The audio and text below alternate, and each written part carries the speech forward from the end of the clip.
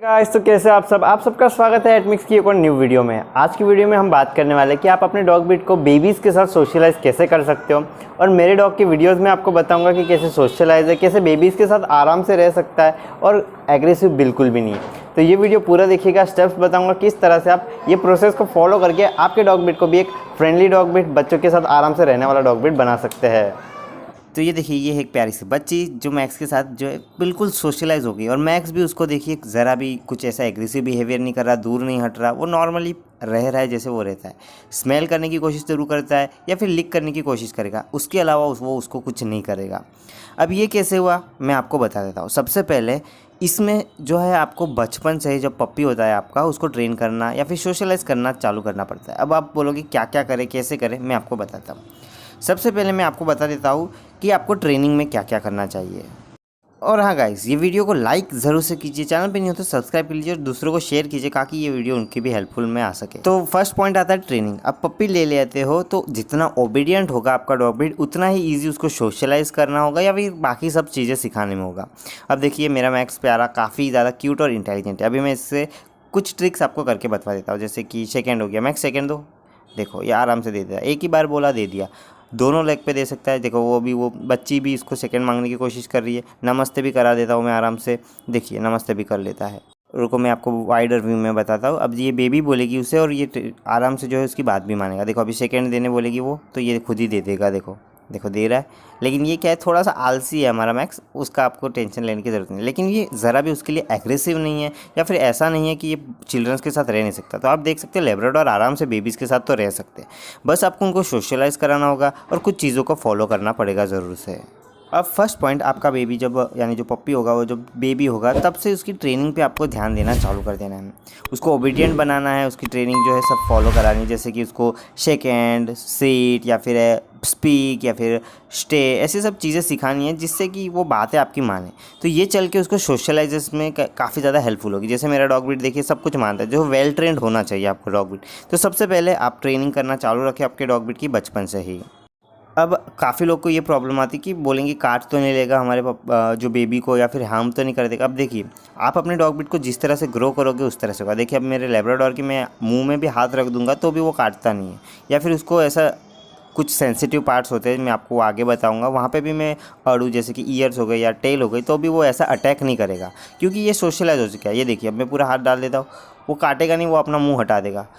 उसे काटना आता ही नहीं क्योंकि हमने सिखाया नहीं। क्योंकि अगर आप बचपन से उसको एग्रेसिव बिहेवियर में करोगे, गुस्सा दिलाओगे, बांध के रखोगे या मारने की कोशिश करोगे, ये सबसे बड़ी गलती करते मारने की, ये सब कभी नहीं करना चाहिए। या फिर एग्रेसिव बिहेवियर में रखोगे तो वो डॉग ब्रीड आपकी बात ही नहीं मारेगा, अच्छा एक बॉन्ड नहीं बनेगा और बच्चों के साथ तो आप कभी नहीं रह पाएगा।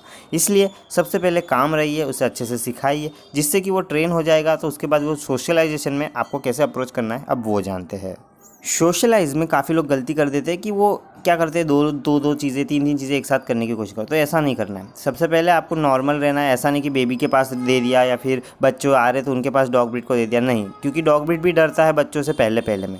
इसलिए आराम से इंट्रोड्यूस कराइए।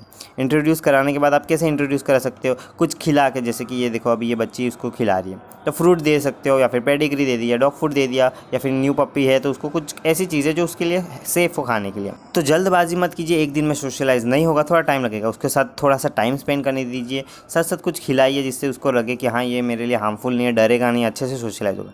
याद रहे किसी बड़े का होना वहाँ ज़रूरी है सब करने के वक्त। सेकंड, आप क्या कर सकते हो कि जो सोशलाइज करने के लिए उसे टॉयज़ दे सकते हो। टॉयज़ देने के बाद वो जो है डॉग ब्रीड उसके साथ खेलेगा, रहेगा, उससे उसको साथ एक बॉन्ड क्रिएट हो जाएगा। बॉन्ड क्रिएट होगा, उसे पता चलेगा कि ये फैमिली मेम्बर है और इनको हार्म करना नहीं चाहिए, इसलिए उसके साथ थोड़ा खेलने दीजिए। अब खेलने दीजिए, कुछ क्या होता है बच्चे काफ़ी छोटे होते हैं कुछ, तो उस केसेस में आपको नहीं करना है। मीडियम, जब जैसे कि ये बेबी है इसकी एज की हो या इससे थोड़ी छोटी हो तो भी चलेगा, लेकिन ज़्यादा छोटे के साथ आपको हमेशा आपको साथ रहना है। छोटी छोटी चीज़ें कराइए, उसमें डायरेक्ट इंट्रोड्यूस नहीं कराना है। ऐसा नहीं है कि सारे डॉग ब्रीड एग्रेसिव होते हैं, सारे ही मेरे जैसे मैक्स है जैसे फ्रेंडली होंगे, नहीं। अलग अलग डॉग ब्रीड का अप्रोच करने का तरीका अलग होगा। कुछ एग्रेसिव हो सकते हैं, जैसे बचपन से वो ग्रो हुए होंगे वैसा होगा। तो पहले ध्यान से देखिए, थोड़ा सा टाइम लीजिए, सोशलाइज होने दीजिए अच्छे से। तो ट्रेनिंग के बाद सेकंड पॉइंट जो होता है सोशलाइजेशन में, आपको ध्यान रखना होगा अलग अलग लोगों से, अलग अलग जगहों से, अलग अलग प्लेसेस, एनिमल, सबसे मिलाइए जिससे कि वो सोशलाइज हो सके और उसे कुछ भी नया लगे तो वो स्ट्रेंज एक्टिविटी ना करे, एग्रेसिव ना करे। देखिए अब कितना फ्रेंडली रह रहा है वो, उसके साथ कुछ भी उसको फ़र्क नहीं पड़ रहा और आराम से रह रहा है वो।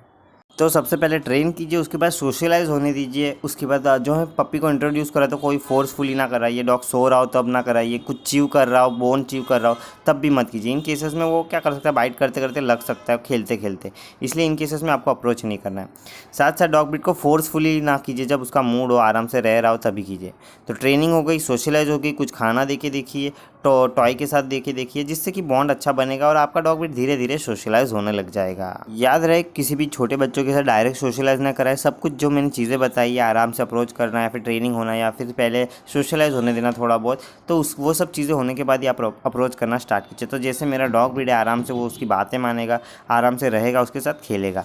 तो इस तरह से आप अपने डॉग ब्रीड को सोशलाइज कर सकते हो। चिल्ड्रन के साथ वो आराम से रह सकता है और आपको ज़्यादा दिक्कत भी नहीं होगी। लेकिन याद रहे, हमेशा कुछ भी केसेस में हो सकते हैं जैसे कि डॉग ब्रीड के सेंसिटिव पार्ट जैसे कि आँख में चला जाए तो उसमें प्रॉब्लम हो सकती है। इसलिए आपको क्या करना है कि डॉग ब्रीड के साथ किसी बड़े का होना ज़रूरी है। जैसे कि अभी माउथ में कभी उंगली चली गई, आइज़ में चली गई, तो डॉग ब्रीड रिएक्ट करने के लिए मुंह हटा सकता है। तो इन केस ऐसे केसेस में लग जाए तो इसलिए किसी बड़े का होना, जिससे कि उसके आँखों में या फिर ऐसी चीज़ों में उंगली ना डाले जिससे कि उसको ईयर में डाल दिया तो कुछ प्रॉब्लम हो के डॉग ब्रीड डर जाए। तो ये सब केसेस के लिए किसी बड़े का होना हमेशा वहाँ ज़रूरी है। गाइस, ये थे 4 स्टेप्स जो आपको ज़रूर से फॉलो करने चाहिए अगर आपके डॉग ब्रीड को आपको फ्रेंडली बनाना है, सोशलाइज कराना है। तो जो मैंने वीडियो में बताया उसे ज़रूर से फॉलो कीजिए। इस वीडियो को लाइक एंड शेयर ज़रूर कीजिए ताकि नए ओनर्स को ये वीडियो मिले और उनको भी काफ़ी इन्फॉर्मेटिव वीडियो लगे। ही है तो इस वीडियो को लाइक कीजिए, चैनल पर नहीं हो तो सब्सक्राइब कीजिए। मिलता हूँ मैं आपको ऐसे इंटरेस्टिंग वीडियो के साथ।